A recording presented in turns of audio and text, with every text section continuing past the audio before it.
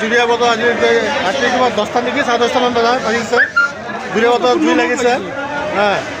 এতিয়া ৰাইজে বহুতখিনি জুই নুমাইছে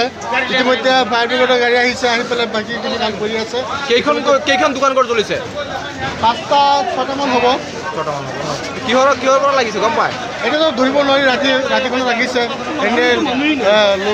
লকডাউন সা সম্পত্তি নষ্ট হ'ল কিন্তু কথা হ'ল যে জুইখিনি